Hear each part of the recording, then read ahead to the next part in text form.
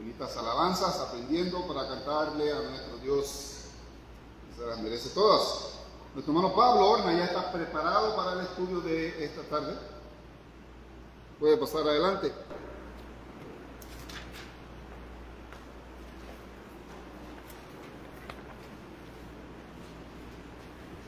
Ya me subió de nivel el hombre. Gracias, hermano Carlos. Bien, hermanos, muy buenas tardes. Qué alegría verles y damos gracias a Dios y le pedimos la bendición a Él para cada uno de vosotros, dándole a Él la gloria cuando venimos a cumplir su voluntad, estudiando su palabra y teniendo comunión los unos con los otros. En este estudio donde compartimos un precioso, un rico tiempo juntos, esperando que podamos llevarnos de aquí una cantidad de información que nos impulse a la acción, que nos impulse primero a la reflexión y luego de la reflexión entonces las correctas acciones, donde crecemos en estas virtudes, corregimos las cosas que Pablo también quería corregir en la iglesia en Filipos y aprendemos también muchas cosas sumamente interesantes que el Espíritu Santo reveló en esta porción de la Escritura. Vamos a, recuerden que estamos en la epístola a los Filipenses, capítulo 2, estamos en la sección 3 de nuestro estudio y vamos a releer los versículos 1 al 5. Ahora sí la diapositiva recuperó el versículo 5. Vamos a leerlos nuevamente para colocar el fundamento que necesitamos para continuar nuestro análisis esta tarde. Por favor, alto y claro, Filipenses 2, 1 al 5. ¿Quién nos colabora? Por tanto, si hay alguna consolación en Cristo, algún consuelo de amor, si alguna comunión del Espíritu, si algún afecto entrañable, si alguna misericordia, humildad y gozo, sintiendo lo mismo, teniendo el mismo amor, unánimes, sintiendo una misma cosa. Nada hagáis por contienda o por vanagloria, antes bien con humildad, estimando cada uno a los demás como superiores al mismo, no mirando cada uno por lo suyo propio, sino cada cual también por los de su propio. Haya pues en vosotros este sentido, y hubo también en Cristo Jesús. Amén y amén.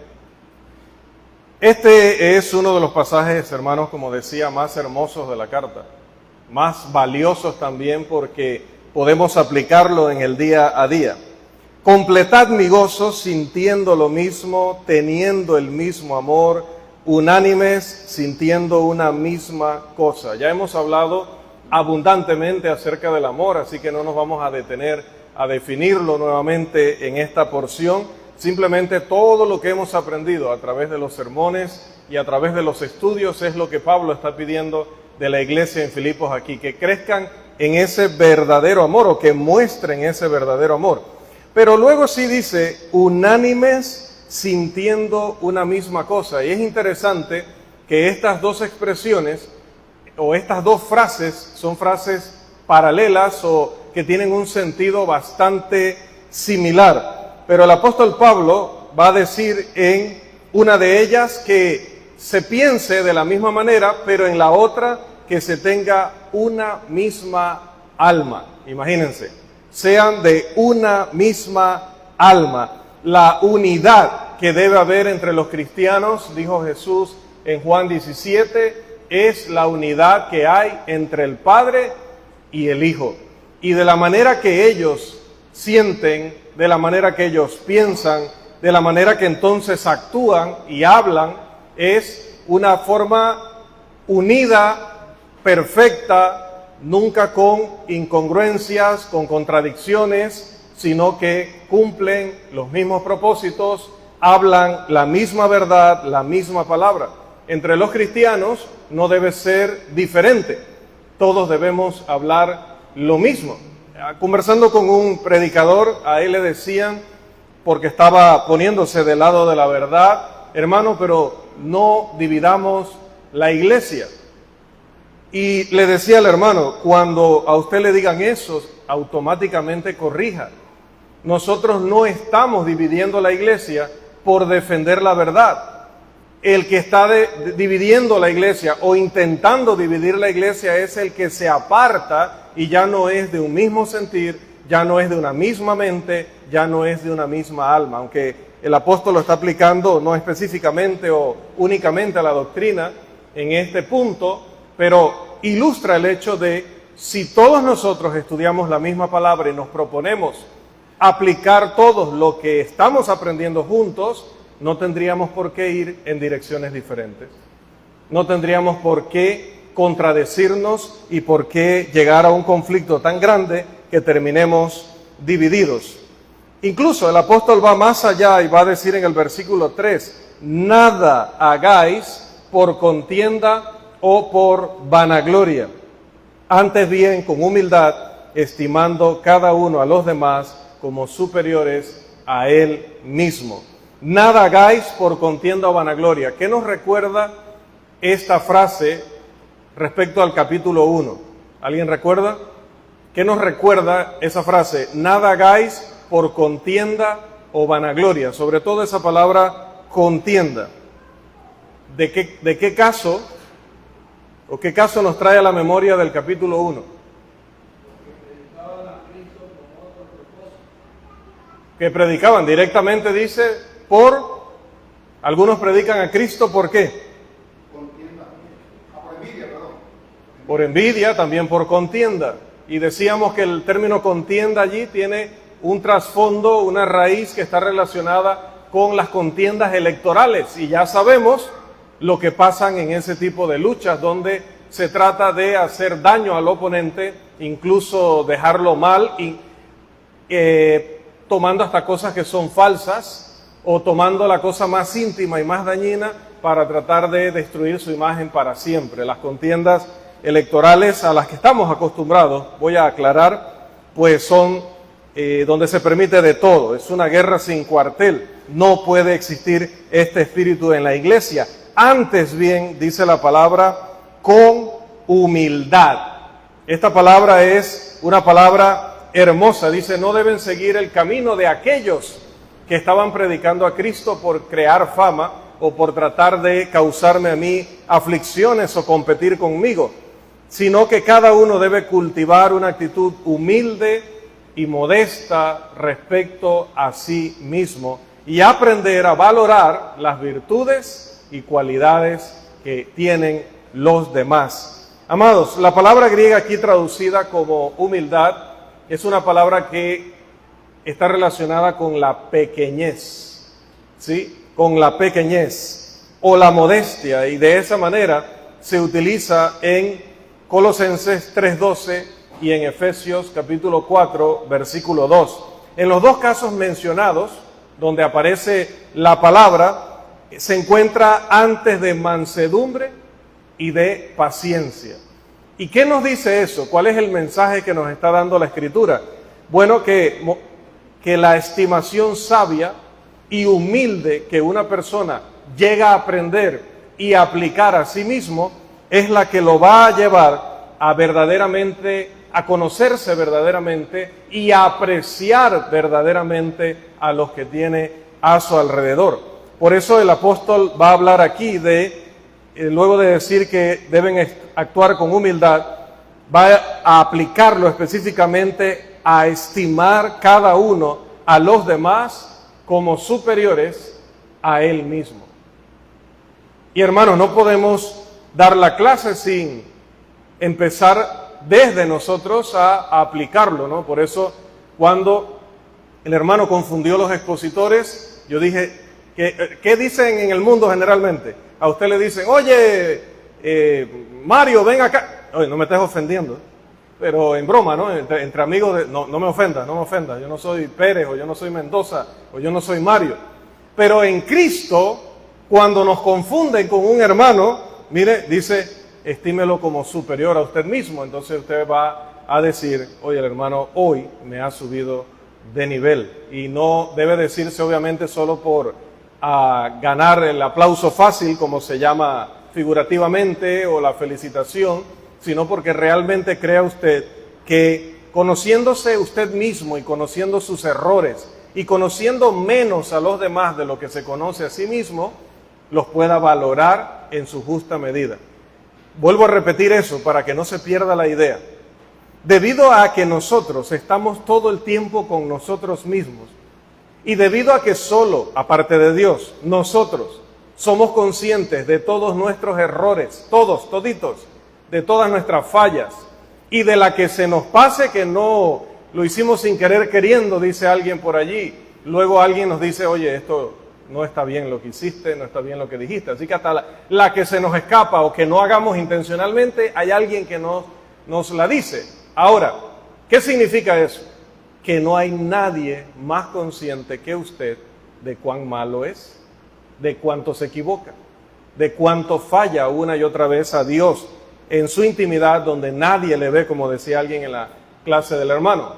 Entonces, si yo estoy consciente de todo eso, de qué tan frecuentemente yo tengo que corregir, tengo que pedirle a Dios que me ayude a poder aplicar, a tener oportunidades para aplicar lo que he aprendido y corregir lo malo en mí.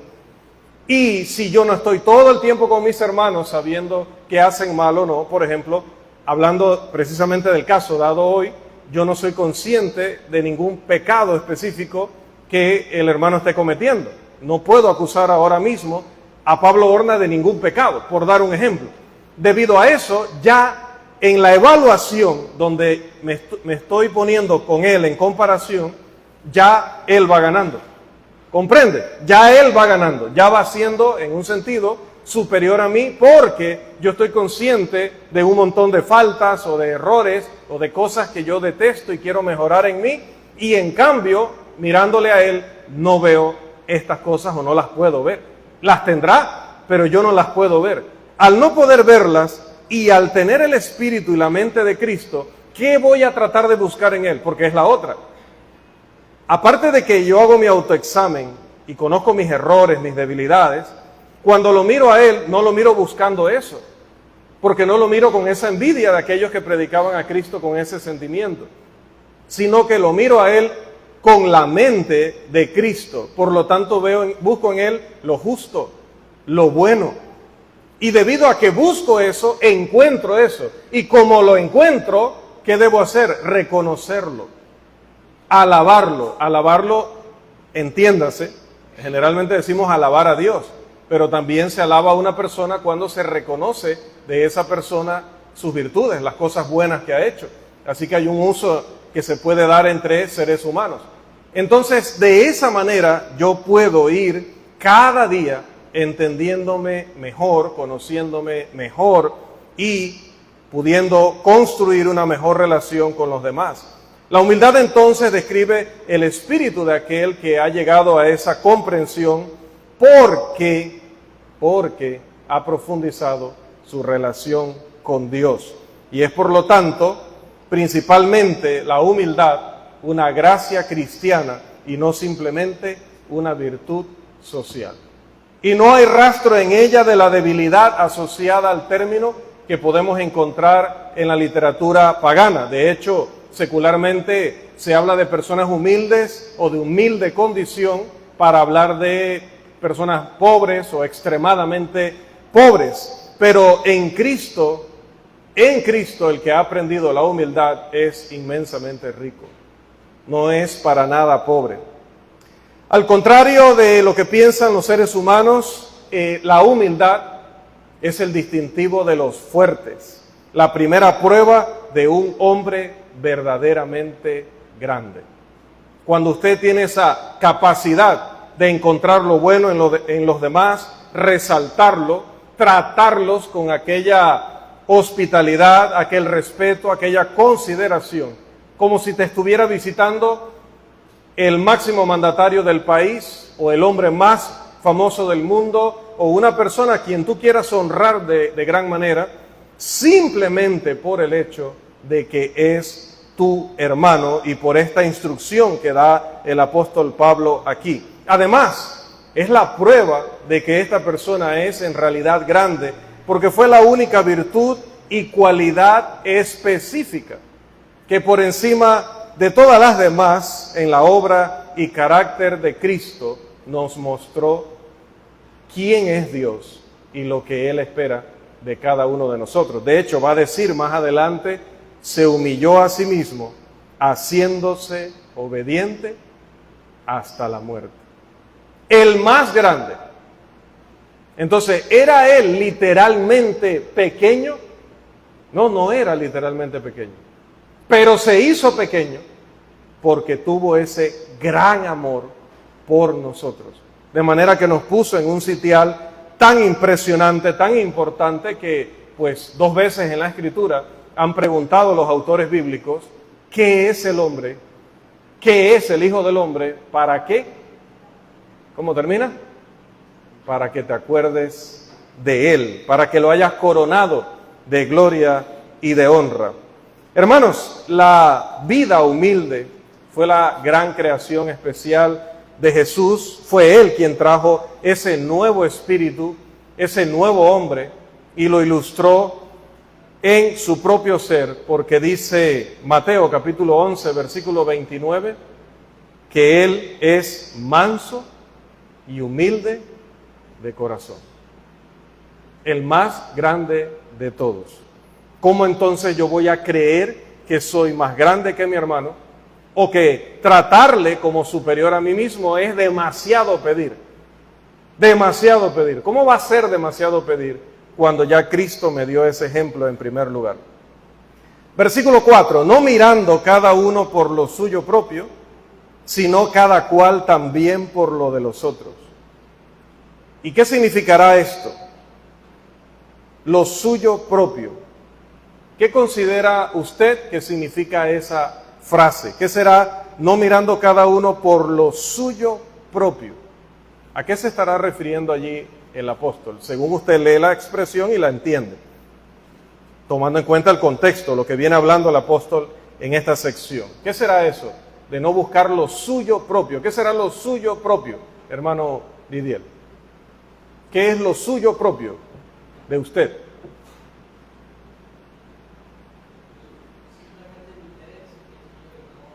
Sus intereses, ok, excelente. ¿Qué será lo suyo propio, hermano Carlos? No buscando lo suyo propio. Como no buscar mi bienestar, no buscar satisfacerme yo y resaltar yo. Su satisfacción, su bienestar, ok, excelente, muy bien. Hermana Ashley, ¿qué será Ashley? Le digo que yo la llamo por el apellido porque a veces si uno habla muy rápido no pronuncia bien el nombre. A ver, hermana Vargas, ¿qué es lo suyo propio?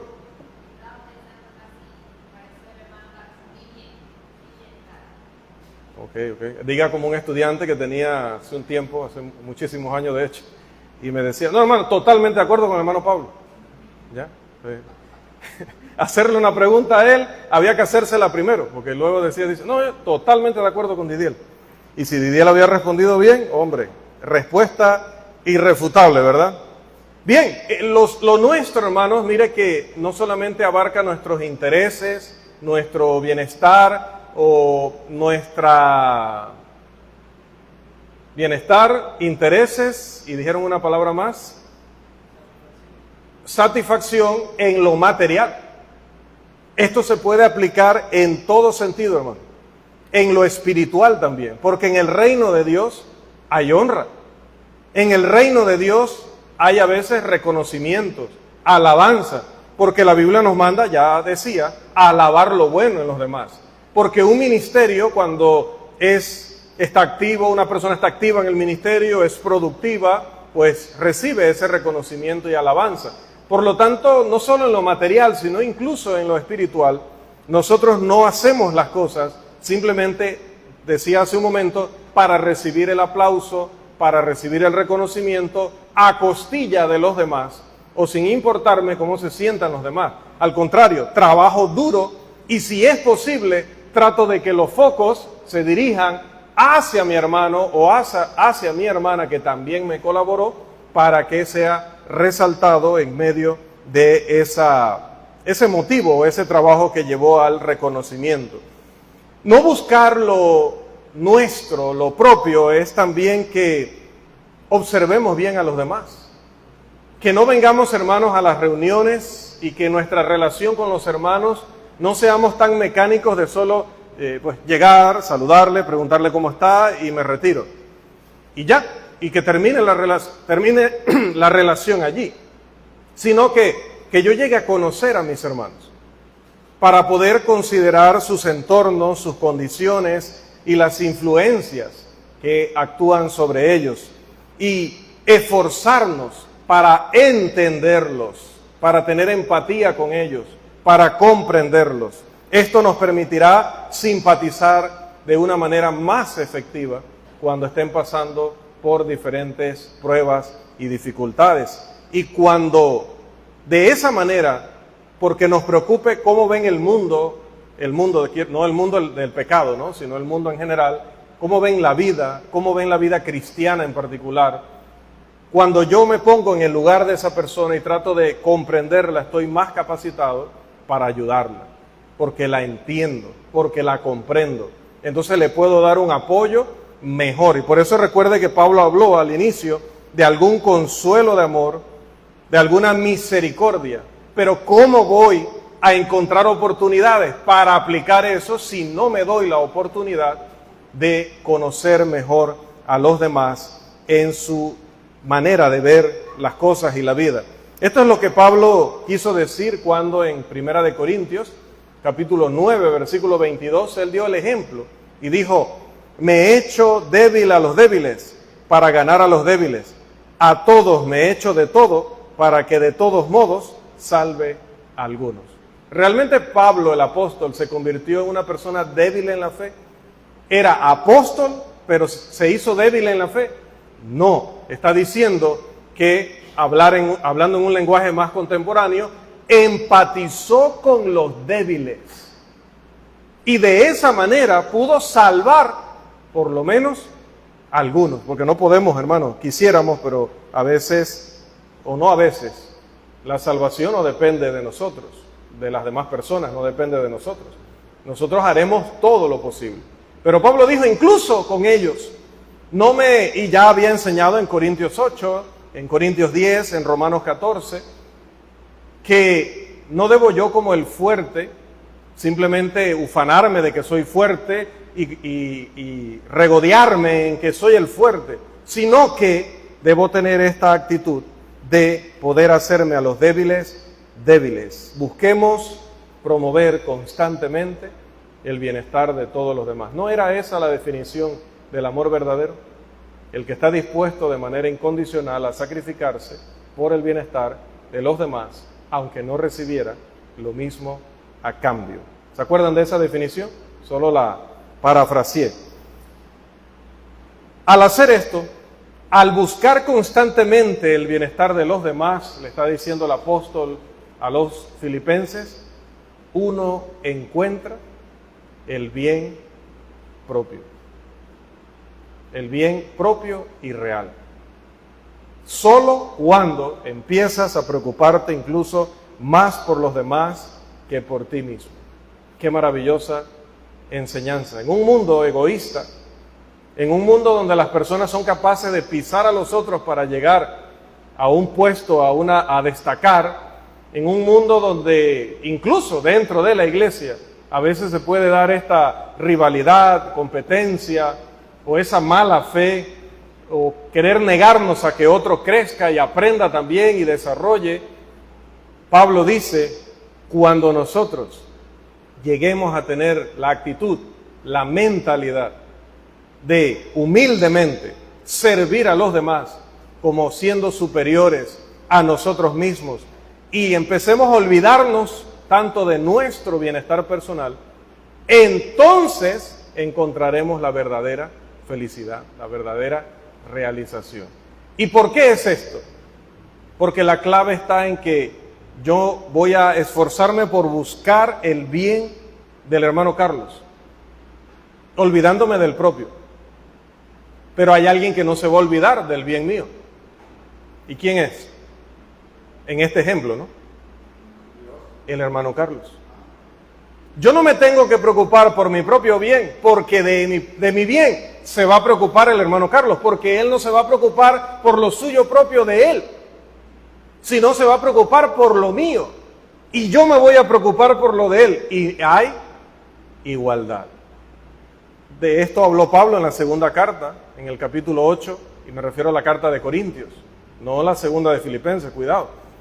Segunda de Corintios 8 dice que cuando estos hermanos que estaban enviando ayuda a los que ahora estaban necesitados, debían saber que en el cristianismo, como se dice popularmente, hoy por ti, mañana por mí, y al final siempre va a haber o debe haber igualdad. Hoy puedo yo necesitar una benevolencia, pero en el cuerpo de Cristo puede ser que mañana ese que fue el encargado de entregarme la benevolencia y que estaba bien, el mundo da vueltas, también dice el argot popular, y puede ser el que el día de mañana sea yo el que le entregue a él esa benevolencia, para que siempre haya este trato recíproco, hermano. Entonces, por eso es que esto es perfecto. El amor verdadero es perfecto. Porque yo me la paso buscando el bienestar de todos ustedes y todos ustedes el bienestar de cada uno y el mío. Entonces no nos hace falta ni preocuparnos porque hay alguien o hay muchos que siempre están buscando ese bienestar mío. Qué hermoso cuando eso es recíproco. Qué hermoso cuando eso se da constantemente, como dice aquel himno, que siempre que lo voy a citar se me olvida el nombre. Pero dice algo como cadena de amor, cadena de oro es este amor. Nos debe unir aquí. Y va a heredar el cielo quien lo va mostrando así. Y me pasa siempre lo mismo, recito todas las estrofas y nunca me acuerdo el nombre, pero bueno, ya usted sabe que es ese himno. Ahora viene el versículo 5. Mire, después de que ha dicho todo eso, dice, tenemos el ejemplo supremo. ¿Y cuál es el ejemplo supremo? Haya pues, mire otra vez la frase que conecta con lo anterior. Debido a que les estoy pidiendo todo esto para que todavía lo entiendan mejor, les voy a dar el ejemplo práctico. Haya pues en vosotros este Jesús. En muchos sentidos, voy a atreverme a decir que este es el pasaje más importante y conmovedor que el apóstol Pablo escribió acerca de Jesús, específicamente acerca de Jesús, en todas sus cartas. Contiene uno de sus pensamientos favoritos, uno en lo que él más insiste en cada uno de sus escritos. Su esencia se encuentra en la sencilla afirmación que hizo el apóstol Pablo cuando escribió, y voy a citar nuevamente la segunda carta a los Corintios, el capítulo 8 y el versículo 9.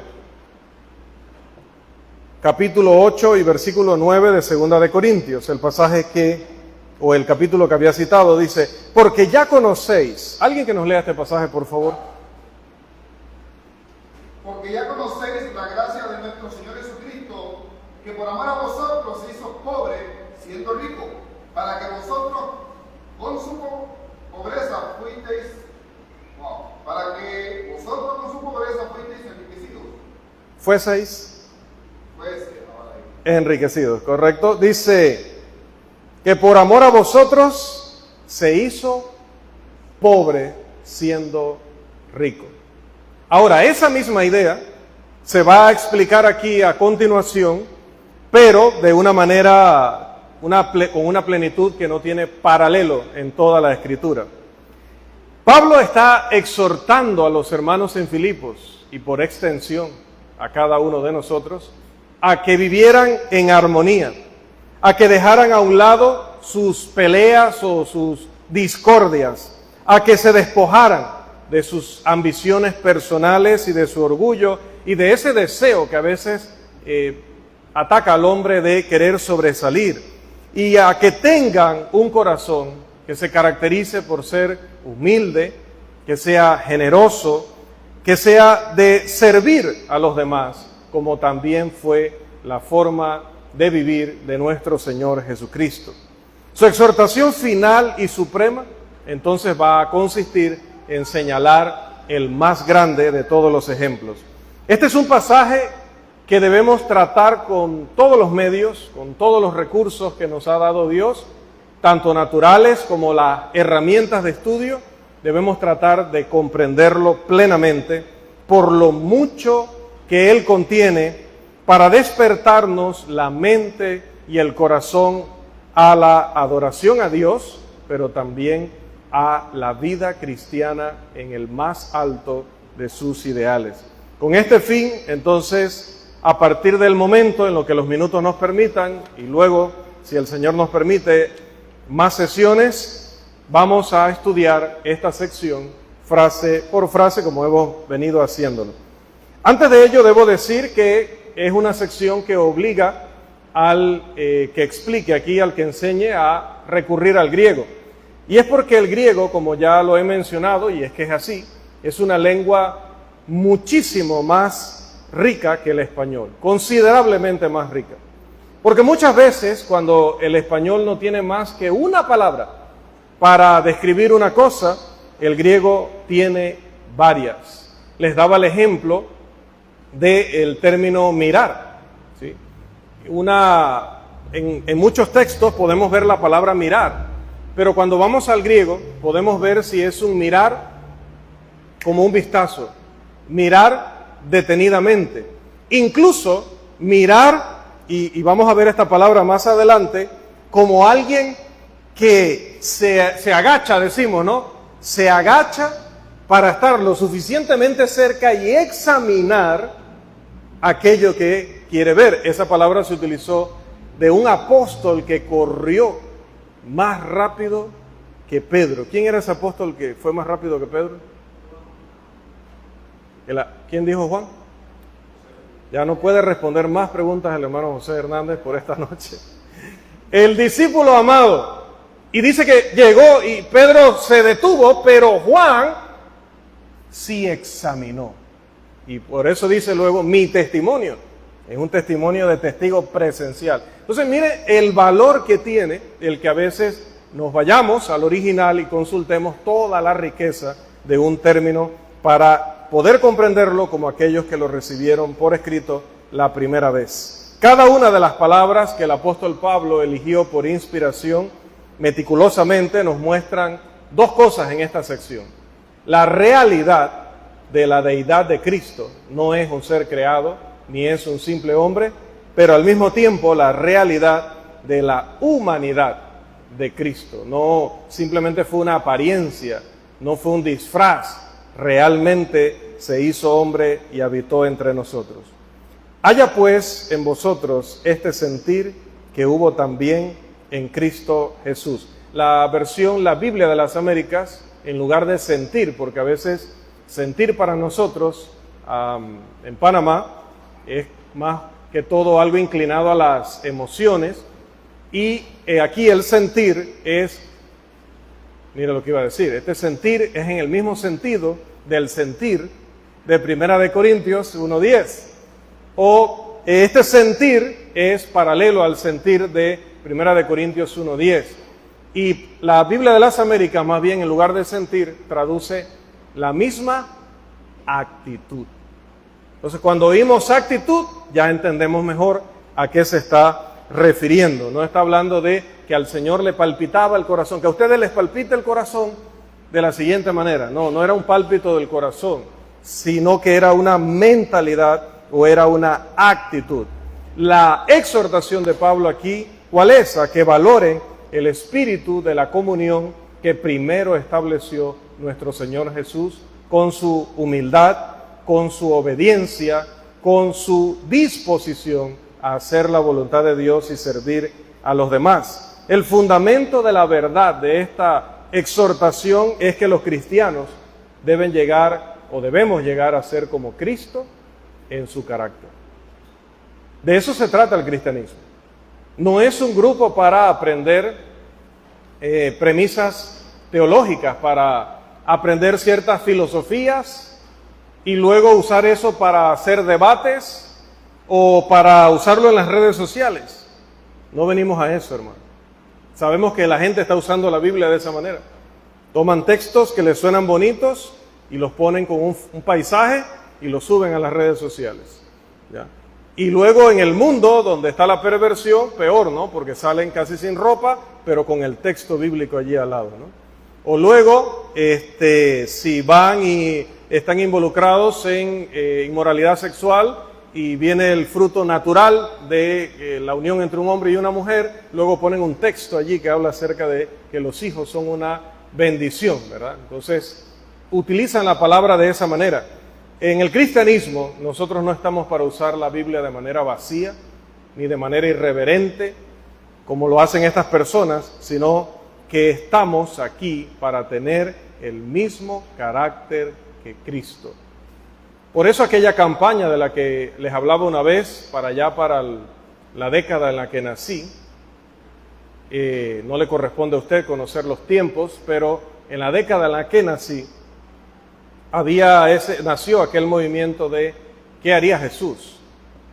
Y fue cuando se aplicó correctamente, ¿no? Fue muy bonito, porque realmente, hermanos, no había que iniciar una campaña con un eslogan pegajoso. Ya estaba este pensamiento de hacía 2000 años en este texto, en muchos otros, pero en este texto. ¿De qué se trata el cristianismo? De tener la misma actitud que Cristo Jesús. Amados, ¿alguna pregunta o comentario hasta aquí? Porque lo del griego no va a ser hoy. No hay minutos hoy para sumergirnos en el griego del Nuevo Testamento. Así que hasta aquí, preguntas o comentarios. Hermano Carlos Enrique Concepción Moreno. ¿Qué hacer, hermano, con aquel hermano que a la hora de hacer algún tipo de reconocimiento, la palabra sería peca de unirte a no querer recibirlo? Romanos. Vamos a Romanos. Vamos a ver otras palabras del apóstol.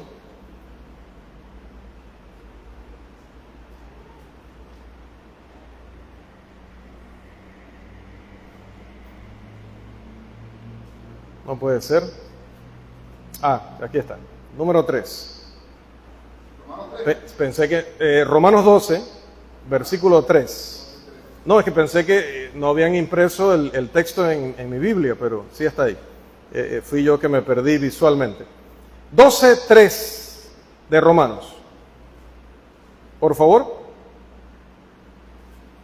Digo pues, por la gracia que me es dada, a cada cual que está entre vosotros, que no tenga más alto concepto de sí que debe tener, sino que piense de sí con cordura, conforme a la medida de fe que Dios repartió a cada uno. Muy explícita la respuesta del apóstol. Dice que nos menospreciemos, que nos autodespreciemos. No dice eso. Eso sería falsa humildad. Hay que tener mucho cuidado con la falsa humildad. Una cosa es tratar a los demás como superiores a nosotros mismos, y otra cosa es creer que nosotros no valemos nada, o que nosotros no podemos recibir en un momento dado honra o un reconocimiento. Hermanos, si esto fuera así, en ningún momento en la iglesia podríamos decir, queremos agradecer al hermano que llevó a cabo tal tarea, nos ha ayudado en gran manera. La hermana tal, que está desarrollando tal actividad o tal tarea, que ha colaborado grandemente. O el predicador o tal. No podríamos hacerlo en ningún caso. Note que Pablo dice que no tenga más alto concepto de sí que el que debe tener. Debemos tener una perspectiva sana de nosotros mismos. ¿Y cuál es la perspectiva sana? ¿La encontraremos en la psicología? ¿La encontraremos en el espejo del mundo? No, pasa a decir específicamente, piense de sí con cordura. Y note que sería de locos decir que yo soy menos que un gusano. Eso es de locos, porque ese no es mi valor. A mí me compró la sangre de Cristo. Soy un hijo de Dios. Pero por otro lado, decir que yo soy más que los hijos de Dios, que soy superior a ustedes o creérmelo, es otra locura, porque no soy más que ninguno de mis hermanos. Entonces, pensar con cordura todavía se define más cuando dice conforme a la medida de fe que Dios repartió a cada uno. Y pasa el apóstol a decir lo que ya estudiamos en 1 Corintios 12, que somos un cuerpo compuesto de muchos miembros. Entonces, aunque mi función no sea exactamente la función de la hermana Margarita, y la función de la hermana Margarita no sea exactamente la misma del hermano Didier, cada una de nuestras funciones, cada una de nuestras participaciones en el cuerpo de Cristo, tienen para Dios valor. Entonces, debe haber una perspectiva equilibrada. Ni yo soy menos que los hermanos, ni soy más que los hermanos, pero Pablo dice, en el trato sí, es el único donde dice, en el trato sí, siempre trátelos, considérelos como superiores a usted mismo. No considérese usted menos que los demás, sino trátelos como se trata a alguien que es superior a sí mismo. Entonces, la humildad no es negar lo que nosotros somos. La humildad no es despreciarse e insultarse a uno mismo. La humildad es saber cuál es nuestro lugar. Estar agradecido de dónde viene, porque no somos competentes por nosotros mismos. Nuestra competencia viene de Dios. ¿Qué tienes?, le preguntó Pablo a los Corintios, que Dios no te haya dado. Entonces, cuando estamos claros en eso, mantenemos una perspectiva muy, muy clara. Seguimos la próxima semana. Que el Señor les bendiga.